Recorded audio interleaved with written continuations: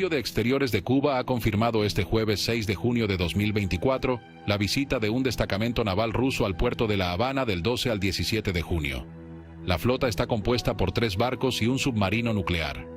A pesar de las especulaciones sobre ejercicios militares en el Caribe, la nota oficial no menciona tales actividades.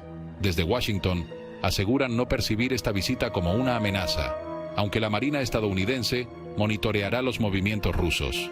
El ministerio cubano aclaró que ninguno de los navíos transporta armas nucleares, por lo que no representan una amenaza para la región. El destacamento incluye la fragata Gorshkov, el submarino nuclear Kazan, el buque petrolero Pashin y el remolcador Nikolai Chiker. El 12 de junio, la fragata Gorshkov disparará 21 salvas en saludo a la nación, gesto que será replicado desde las fortalezas de la bahía de La Habana. Los marinos rusos cumplirán un programa de actividades culturales y de cortesía durante su estadía.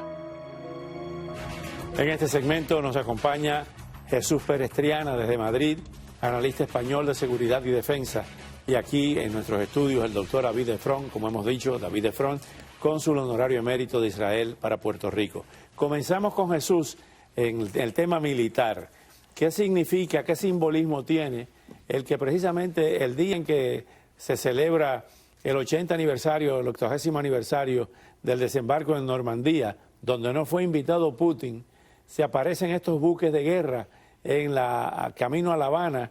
¿Qué es esto? ¿Una especie de provocación a los países de Europa Occidental y a Estados Unidos por el anuncio hecho de enviarle armas a Ucrania para atacar territorio ruso?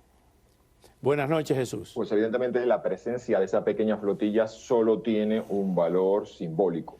Si hay una rama de las Fuerzas Armadas rusas que ha quedado muy desacreditada, muy desprestigiada en la guerra de Ucrania, es precisamente la Armada. Entonces lo que tenemos es una fragata y un submarino, y luego les va acompañando un remolcador, porque no hay salida a la mar de la flota rusa que no suponga un riesgo de avería o de quedar el buque sin gobierno. Es decir, si uno analiza los detalles, pues se encuentra cosas que en una armada de la OTAN es inimaginable tener que salir con un remolcador. Entonces, detrás de ese valor simbólico no hay realmente un poder militar. Y esto es un mensaje de tenemos aliados en el Caribe, tenemos aliados en el patio trasero de Estados Unidos y somos capaces de plantar nuestra fuerza militar. Entonces, evidentemente, pues esto entra dentro del terreno de lo meramente simbólico y de lo diplomático y no es realmente una amenaza militar. Hoy el presidente Biden, Jesús, ha dicho, con motivo de este aniversario del día de la operación Warlord, que los aliados no abandonarán la defensa de Ucrania ante lo que él llama el yugo ruso. ¿Cómo ha sido interpretada estas declaraciones de Biden en Europa en el día de hoy?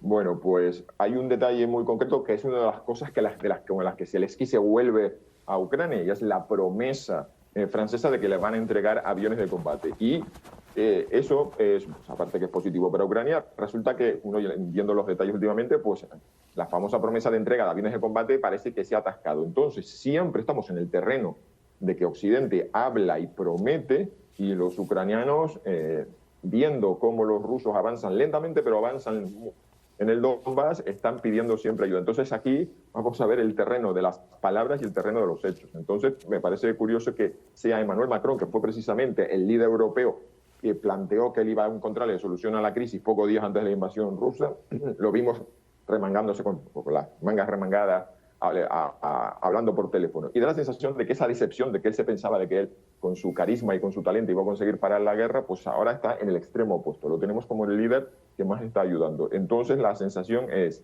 está muy bien las palabras, pero el tiempo corre, hemos perdido 6 meses valiosos y ahora lo que cuentan son los hechos. Así que esta promesa francesa, que parece que va a desatascar el problema que ha habido con la ayuda estadounidense, parece que es más tangible que las palabras del presidente. Ya. Siempre la duda. ¿Tenemos un plan para ponerle un fin a esta guerra? David Efron, ¿cómo está la situación en la Franja de Gaza y ahora con el peligro de que se extienda la guerra a la frontera con el Líbano ante los anuncios de Netanyahu de que va a haber una ofensiva militar contra Hezbollah? Bueno, la guerra más importante ahora ciertamente es contra Hezbollah en el Líbano.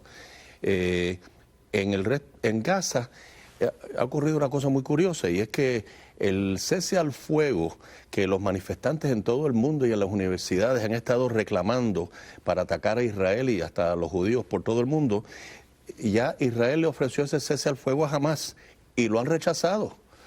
Y no estoy viendo a esos mismos manifestantes reclamándole ahora a Hamás que acepten el cese al fuego para evitar causando las muertes de los palestinos que son víctimas de Hamás.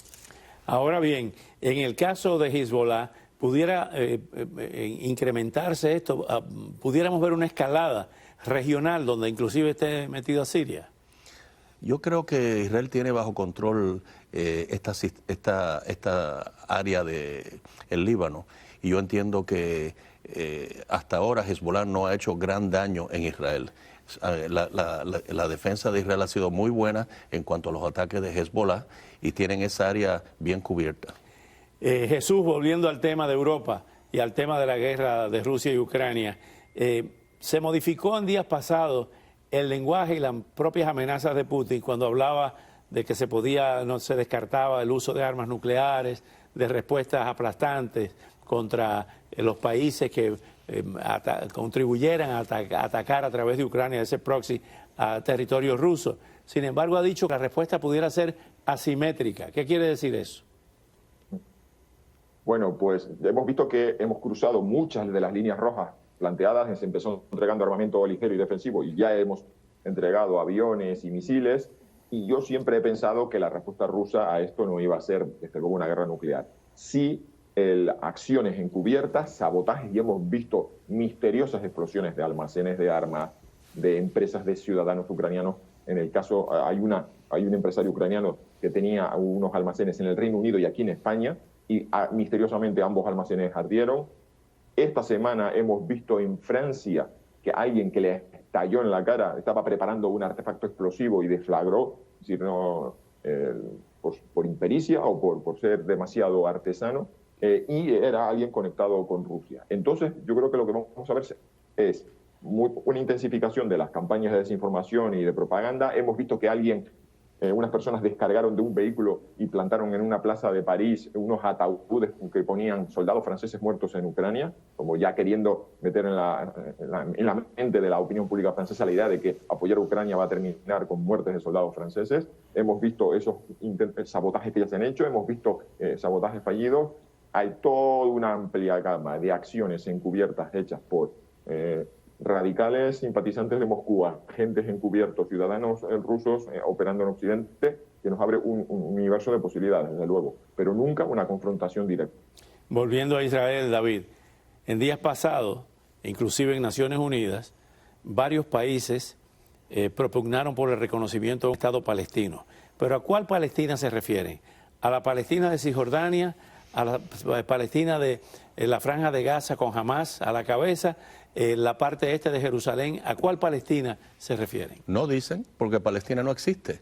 Estos son actos simbólicos que no tienen ningún poder, no tienen poder alguno. Desafortunadamente, España, que ha tenido, todavía desde el amigo Aznar, han tenido muy buena relación con Israel, han participado en esto en base a Pedro Sánchez, su líder, su presidente de izquierda. Nos dicen que las campañas de él está financiada por Irán. Es posible que sea cierto, pero ciertamente es un líder que es pro-terrorista, es un líder anti-Israel, y Israel inmediatamente comenzó y presentó en el Knesset, en el Parlamento, una legislación para reconocer a Cataluña como un estado independiente de España. O sea que es un juego simbólico que no tiene ningún poder. Finalmente, Jesús, ¿estamos más cerca hoy de una tercera guerra mundial o de la primera guerra global del siglo XXI o no? Bueno, yo siempre he estado preocupado, y todos hemos estado preocupados, de los pequeños pasos que ha dado Occidente llevarán a una respuesta rusa. Yo creo que lo que más preocupante es ahora es un síntoma de debilidad, de flaqueza, de cobardía por parte de Occidente, va a ser va a ser apuntado, va a ser tenido en cuenta, va a ser interiorizado por los enemigos de Occidente en lugares muy lejos. Estamos pensando, por ejemplo, en el caso de China y Taiwán. Es decir, si no conseguimos resolver satisfactoriamente la guerra de Ucrania, vamos a empezar a ver cómo otros actores internacionales, y ya hemos visto el comportamiento de Irán apoyando a milicias en Irak, en Yemen, que han afectado el tráfico marítimo internacional, y eso hubiese sido inimaginable hace 10 años. Entonces, ahí sí ya me parece a mí que eso sí que es el camino, no tanto a una tercera guerra mundial en forma de conflicto directo que ponga en peligro a la humanidad, sino a una serie encadenada de conflictos regionales y menores, pero que nos pongan en un mundo absolutamente desestabilizado. ¡Qué horror! Es como un examen, Ucrania es un examen en el que nos tenemos que presentar, sacar buena nota, para poder garantizar que va a haber un mundo en el que al menos los enemigos de Occidente nos vuelvan a tener respeto. Claro.